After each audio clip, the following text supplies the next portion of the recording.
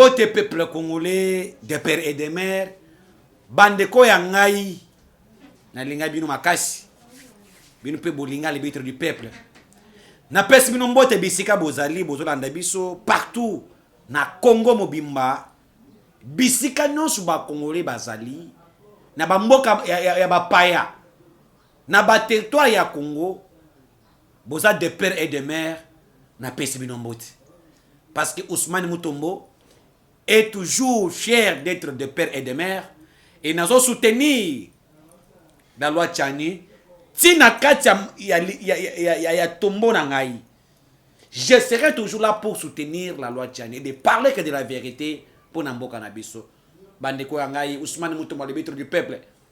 Nous avons moko ya candidat potentiel na élection na 2023 na députation nationale na circonscription ya Tchango. Soutien à Bino et Rosana bien. Et c'est le Belamboka. Trop c'est trop. Nous devons changer le paradigme. Les Mosso, il faut qu'ils retraite, et les autres.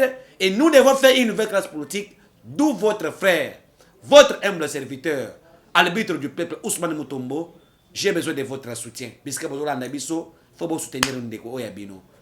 Mon numéro est là. Plus 243 89 013 008 à la fin. Plus 243 89 013 008 à la fin.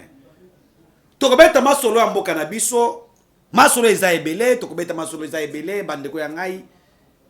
Kake beti, makambo banda ko changer. Bouleversement eye. Awa Tshisekedi kandeleki. Fati azo frappé fort, Fati na asasuna na mutu moko azo bangati. Awa tozana kati ya koloba makambo zana kati ya koleka. Na kati ya loi ndango tozoloba awa ezana kati ya kuinda. Toyebisaki bino awa ke la façon oyo force armée congolaise ezana kati ya monter en puissance. Nos militaires est monté en puissance makasi et le Congo achète des armes modernes de dernière génération. Et là, quand est tiki bangoune à Congo, qui m'y a été, bakomi mal à l'aise. À chaque fois que le Congo monte en puissance, notre armée, il y a des associations, il y a des réunions où ils ont pour déstabiliser, pour étouffer cet élan-là de l'armée congolaise. Souvenez-vous, lorsque Namboka Oyo, Bama Utuko Leka, on avait mis mal l'ennemi. Le Rwanda était mis à mal par ses troupes sur terrain. Avion Yasuko 25 et frappa Bango vraiment. Ils ont eu la perte des hommes sur terrain. Lorsque Bangouna Congo va comprendre que non, tendance à bouleverser, Baye Koya, ko imposer biso, ko senga biso, c'est ça le fait. En fait, que va continuer à mettre à mal notre monter en puissance. Nous devons les assez bailler pour permettre au M23 de se ressaisir. Les assez ayaki, pas pour combattre le M23, au contraire, ayaki pour étouffer un élan. Il y a monter en puissance, il y a faire des Sénabiso et favoriser la récupération de M23 afin que le M23 va zonga, va occuper bisika bazali, ils ont compris la bango. Et jusqu'à aujourd'hui, l'EAC ne fait absolument rien. Vous avez écouté le discours de Félix Tshisekedi Tshilombo. Il a tout dit. Alobaki naye. Alobi naye que non. L'EAC a échoué de la mission naye. Et sengeli ba zonga na mboka na bango. Biso ngai na yo.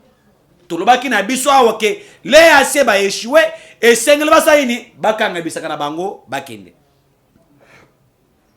Les accords de Luanda non respectés par Kagame. Les accords de Bujumbura, de Nairobi, Nous sommes ça qui saboté par Gagame na bato na ye. Aimez cette émission, partagez na grand nombre de gens. Yo montrant nous s'abonner, abonne-toi na Congo Liberté TV et pour que toi avancer madame. Je pense que Boza est belé, il y a dans les buts du peuple Ousmane Mutombo.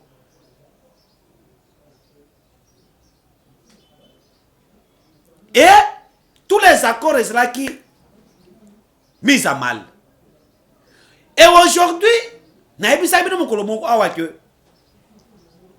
il y aura une réunion quadripartite. Oye kosangisa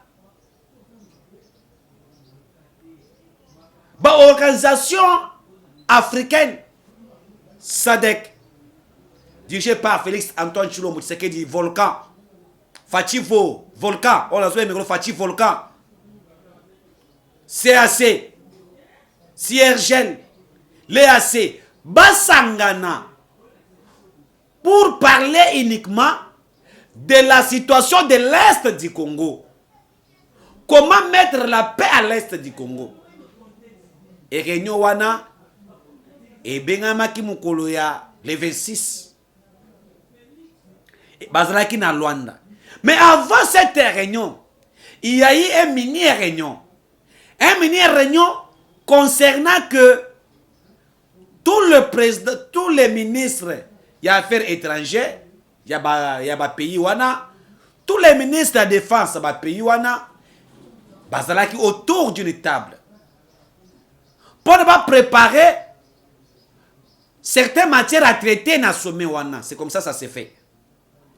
Na mopanzi na biso tozalaki na Lutundula, Jean-Pierre Mbemba Kombo et Mbouis Nyamwisi, ministre régional, ne mopanzi na biso. Il y a eu le ministre des Affaires étrangères rwandais. Parce que je veux dire que Kagame aussi était aussi à Zapé na Angola. Na kosolo na bango na ba réunion ba ministre. Il y a eu les options qui ont été enlevées. 1. La coordination des actions sur le terrain. 2. Volet politique. 3. Volet diplomatique. Et d'autres volets qui concernent beaucoup des accords. Accords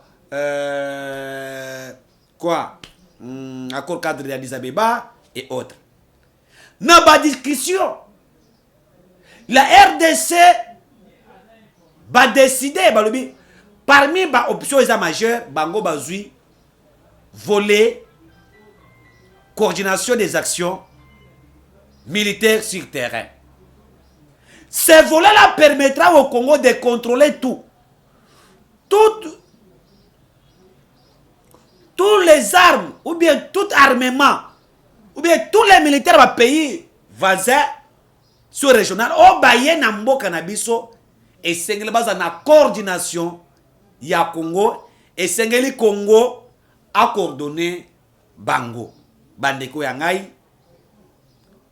Et la RDC a s'opposé, ya koloba ete que bango bakotika mboka mususu te, dans la coordination des actions sur le terrain, et sengeli biso moko tokamba voler la coordination des actions sur le terrain.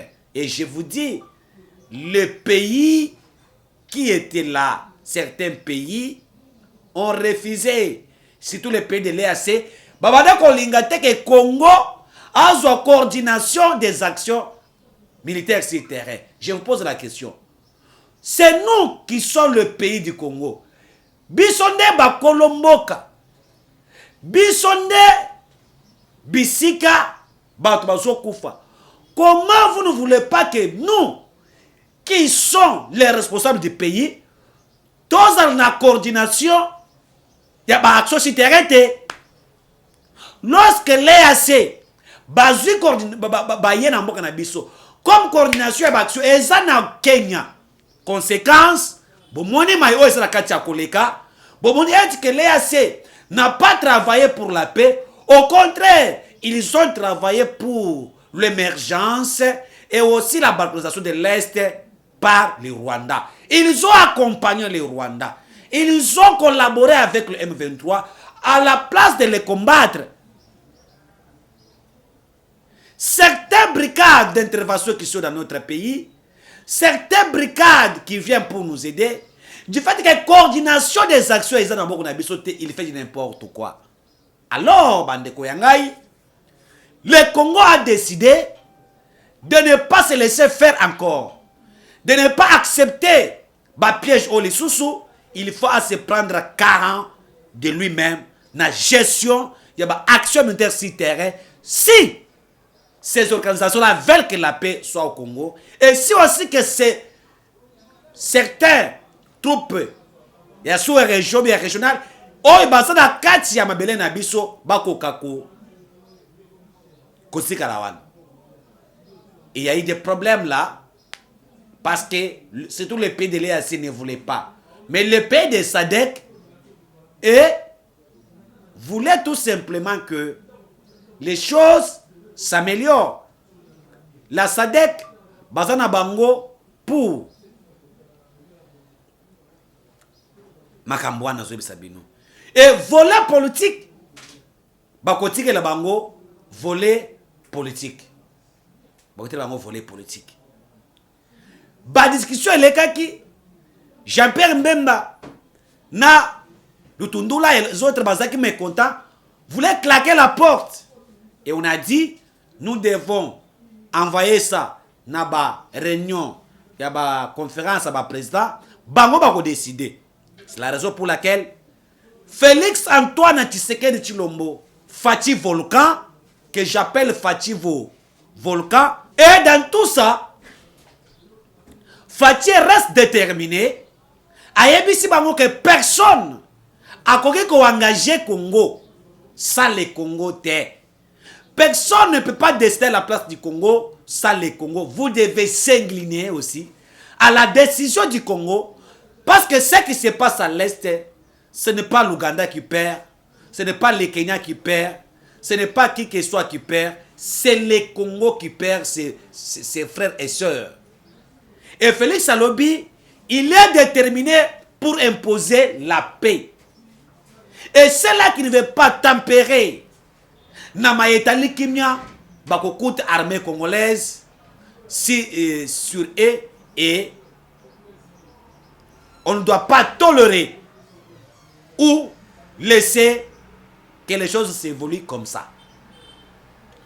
Et le volet des actions, Félix aussi a décidé que nous devons prendre volet des actions sur le terrain, parce que le Congo c'est notre pays. Nous ne voulons pas que d'autres personnes veulent coordonner les actions militaires sur le terrain à l'absence de nous-mêmes qui sont les responsables du pays.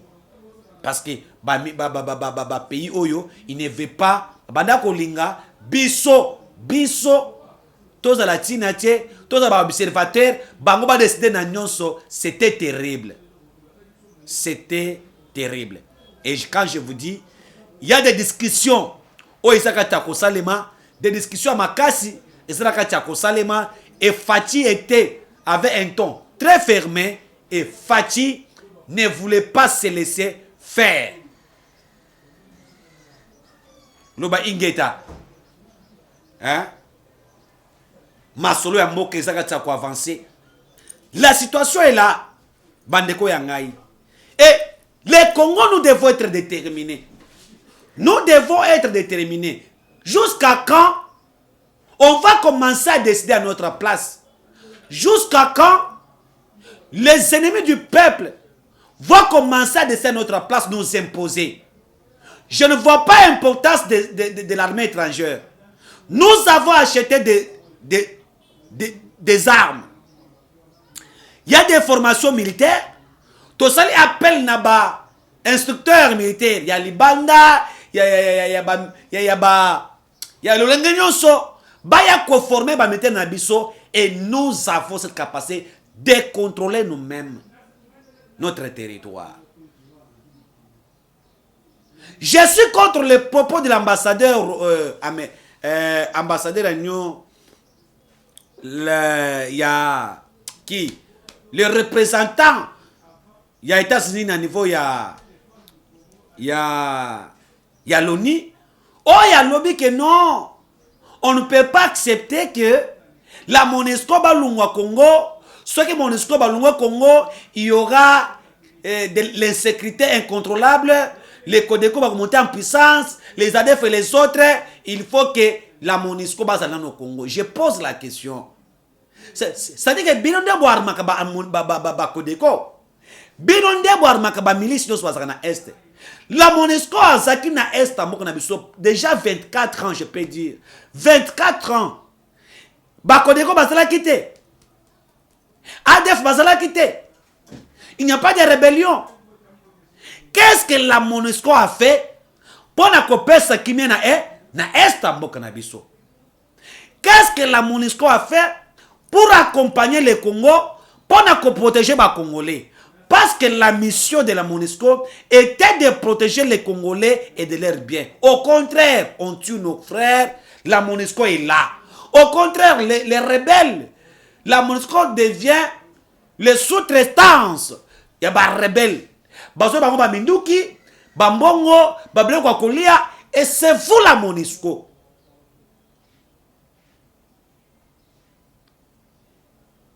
Vous n'avez rien apporté comme changement pendant 24 ans. Et même si Bolongo le Lobokei, le Congo a la capacité de contrôler les territoires. Moi, je dis que Mukolo MONUSCO ba kolongo na mboka na biso bakei. Le AC bakei, brigade d'intervention bakei. Biso moko na mboka tozo bemisa oya ko former ba mite ko suba ba mindu ki toza nango sur terrain, nous allons maîtriser la situation. Je vous dis que si la situation de l'Est est telle qu'il est, c'est parce que la MONUSCO est là. C'est parce que beaucoup de groupes d'armées, beaucoup de brigades, de militaires étrangers sont là. Bango ne va même insécurité. Il faut pas renforcer l'insécurité afin que ça le prétexte. Prétexte pour être que base à la Congo, va copier notre argent. L'argent payé par la MONUSCO au Congo, on donne des cadeaux au Rwanda, on soutient les Rwandais, à la place de soutenir les Congolais, à qui besoin de Moussolo, besoin de minerais. Je suis contre, et je le dis, nous devons prendre notre responsabilité de dire non, quand il s'agit de dire non. Il faut que les Congolais se mettent ensemble. Voilà l'unité nationale que moi, Ousmane Mutombo, je prêche. Voilà l'unité nationale que je l'ai toujours dit à tout moment. Et c'est que tu as conscience, il y a biso moko. On ne doit pas nous dire ce que nous devons faire. On ne doit pas nous dire ce que nous devons penser. On ne doit pas nous dicter des lois que nous devons voter.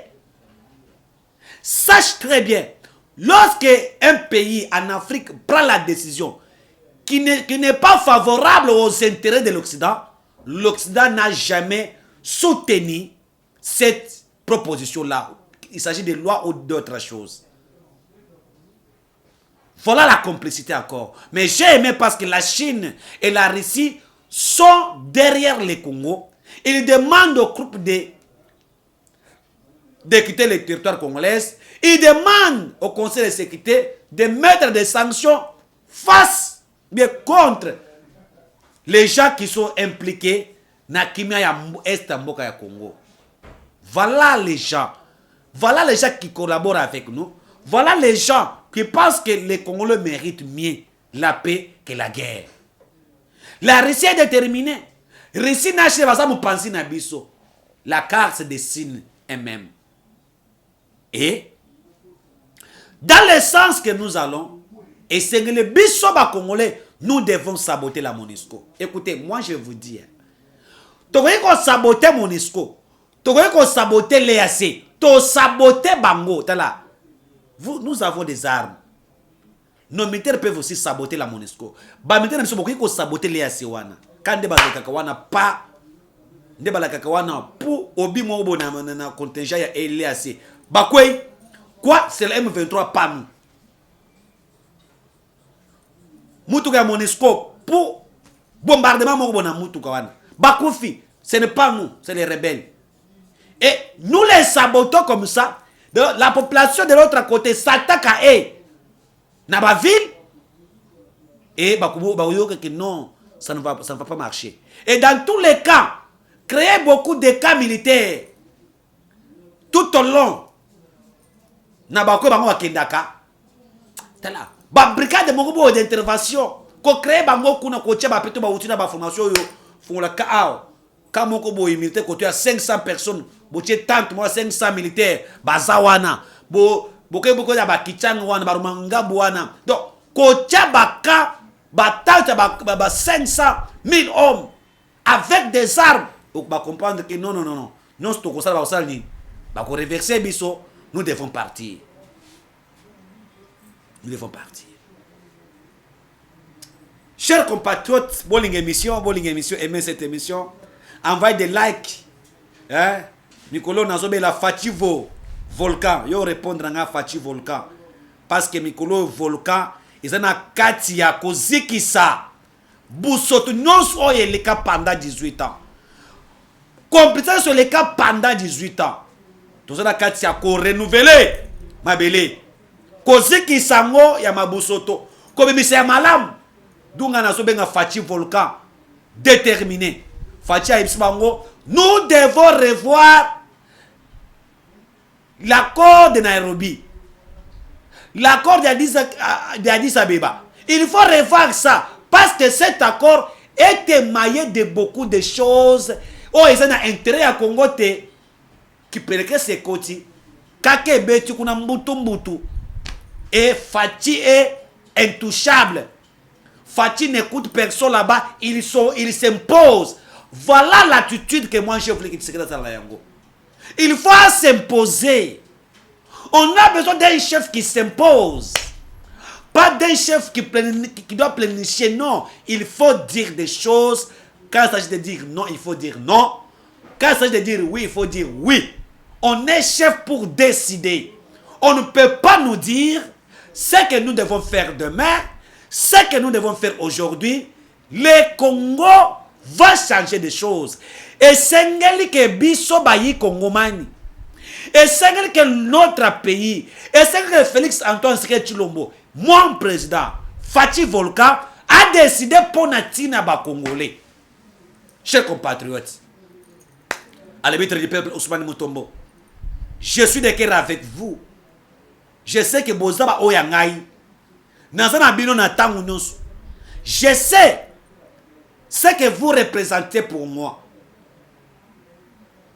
Na Pesimbote, na Papa Raoul na Kata Londres, Nzamba Zalanayo, pour un soutien envers l'arbitre du peuple Ousmane Mutombo. Nous allons avancer. Voilà le parlement de cette fois-ci. Je serai très radical. Ceux qui ont confiance dans très radical. Pour na kolobele tinetali Congo. Congo Téléma. Congo Téléma. Les Congolais prenons conscience. Nous sommes face à l'ennemi. Parce qu'aujourd'hui, je vous dis une chose. Le Congo n'a pas d'amis. Tous les pays voisins sont des ennemis du Congo. On n'a pas d'amis, mes chers compatriotes. Tous les pays que vous voyez, qui nous font les yeux doux, sont les ennemis du Congo. Ils n'aiment pas le Congo. Le Congo est seul face à son histoire. D'où nous devons être unis. Nous devons travailler pour l'intérêt du peuple. Nous devons penser autrement. Comment gérer la République et prendre certaines décisions pour être que Mboka Nabiso et que Deliboso. Ça, c'est ça un Congolais sérieux. C'est ça un Congolais sincère. C'est ça le comportement d'un Congolais digne de ce nom que nous devons comprendre que nous sommes seuls face à notre destinée. Tous les pays voisins sont les ennemis du Congo et les Congo, nous devons prendre notre responsabilité tel que Félix Antoine Tshisekedi Tshilombo Azana Katia Kosalango. Moi, je soutiens Tshisekedi. Je serai un député qui soutient Tshisekedi. Je l'ai dit, je soutiens Tshisekedi. Parce que l'arrivée de Tshisekedi au pouvoir, il y a un changement. Même pas à 100%, mais quand même les Congolais de tous bords se retrouvent quand même dans l'action de Tshisekedi. Ces Congolais la croient quand même na Tshisekedi. Ils pensent autrement à Tshisekedi. Ils pensent qu'avec Tshisekedi, les choses peuvent mieux marcher. Moi, en tant qu'arbitre du peuple, je dois appuyer aussi Tshisekedi. Nous allons soutenir les actions qui font en sorte que le pays se retrouve. On n'a pas besoin que le pays échoue. Quand Tshisekedi échoue, c'est le Congo qui a échoué. Quand Tshisekedi gagne, c'est le Congo qui a gagné. C'est ça ce que moi je peux vous dire. Chers compatriotes, awa makabusa katakobeba Joseph Kabila Kabange Naba Koliti Naye Shadari Raymond Chibanda Azarias Robert Marie-Ange Mouchebekwa. Je vous dis que ba mama oyo bat oyo batata oyo sont interpellés par l'ANER. Et c'est ANER interpellé bango parce que bato bakenda na ba pays voisins kosenga soutien militaire, kosenga bénédiction pour renverser Tshisekedi au pouvoir. Les émissaires de Kabila étaient Azarias Ruberwa, étaient Shadari, Marie-Ange Mouchebekwa, na Raymond Chibanda. Bango nde Kabila tidaki bango na ba pays au Afrique du Sud, Tanzanie, Congo Brazza, bakende kosose appui militaire, bénédiction diabolique, afin que basa la pute contre le régime Tshisekedi va renverser avec la bénédiction des autres pays. Et aujourd'hui, l'ANER azana kati nako chabango maboko azana ta kolandela ba mouvement na bango ba ko banga ba to FCC banoko banga non ba ko interpeller Shadari ba ko kangara Raymond Chibanda. Mais si ces gens se complotent pour déstabiliser le Congo, article 64 alinéa D, toute personne ou individu qui veut la renverser un pouvoir légitime va renverser à travers là où il y a normal et ma ponamité, ces gens-là doivent être arrêtés. Il faut les arrêter. Il faut les empêcher.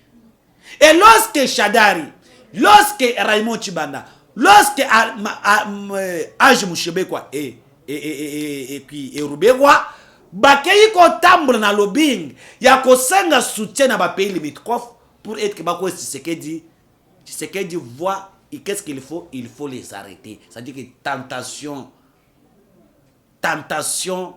pour renverser un État souverain. Coup d'État qu'il prépare.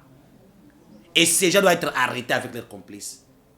Ça, quand je vous dis, les camps politiques de FCC, ça bouge là-bas. Shadar et Raymond Chibanda, FCC, ça bouge là-bas. Parce que tout ce que Bakindai Kosala les Banda et Mboka ont été révélés.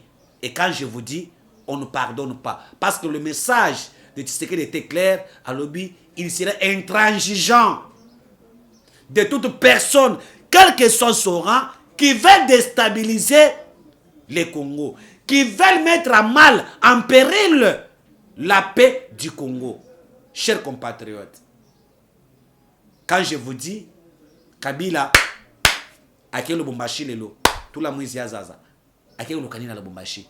Pourquoi na Lubumbashi alors qu'il y a une perquisition qui au niveau de GLM, des choses est là. Et si les gens pensent que ce qui s'est passé dans Congo Brazzaville, si les gens pensent que vous savez dans Congo na biso bazo s'est trompé, ils se trompent. Le peuple soit avec Tshisekedi, le peuple aime la paix. Le peuple se trouve pendant 4 ans de Tshisekedi. Au contraire, pendant 18 ans, nous étions cloués dans Kata Mabele et nous devons sauver notre pays. Bandeko yangai, ezaki ba makamuza bela kubete na bino. Na koya na pese détail ce qui s'est passé dans Jelem. Na koya na pese no détail. Na ko pese no détail. Mai o esla kata koleka mita o na opposition. Na bise mbinga. Pote koti kuna. Je vous dis non. Na koya la bino en détail dans la deuxième partie na biso pour vous parler de ce que Eve Basaïb a parlé. Oyo banguna balinga balo bana lengi mususu na kolo bango awa. Gardez toujours votre téléphone mupanzi ya Congo Liberté na pesi mbote na Maman Sévérine Mfumu. Je dédie cette émission à Maman Sévérine Mfumu.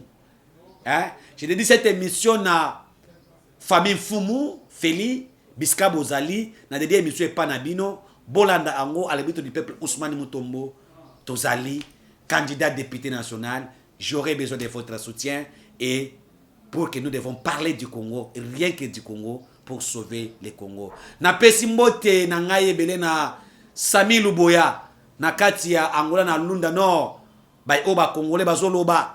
Na pesi mbote na mampinga ya mboka, oba na kati ya Est mboka na biso, baso bunda butu moi. Na pesi mbote na ba Congolais baso na kati ya Tunisie, baso la ngai butu moi. Na pesi mbote ba Congolais nyonso na France, oba landa kangai, Papa François et les autres. Je vous aime beaucoup. Boza ibele kwa nanga, moya kotanga ba komu mingi zate, mais to bana kotanga malembe. Bop, eloko nanga nazo senga kabino bosa ba commentaire. Dans vos commentaires là, c'est là où nous sommes aussi informés de vos commentaires. Bon pèse ka pe biso avis na bino par rapport à basito tritaka. Si vous avez d'autres informations, pèse biso. Ceux qui toloma kam o zela zet dans cela té, là qui se biso peut-être se trompe pas capé. Mais pour que ensemble tous en mécanisme moko bon informer biso tous informer bino afin que Congolais azala édifié. Rwanda Kakama demande la paix à Tshisekedi. Est-ce que la paix Kakama demande et ça paix sincère bien à Lokota. Deuxième partie émission Nabiso Nazawa Trobeta Masolo. Merci, avec Dieu nous vaincrons. Je vous aime tellement beaucoup.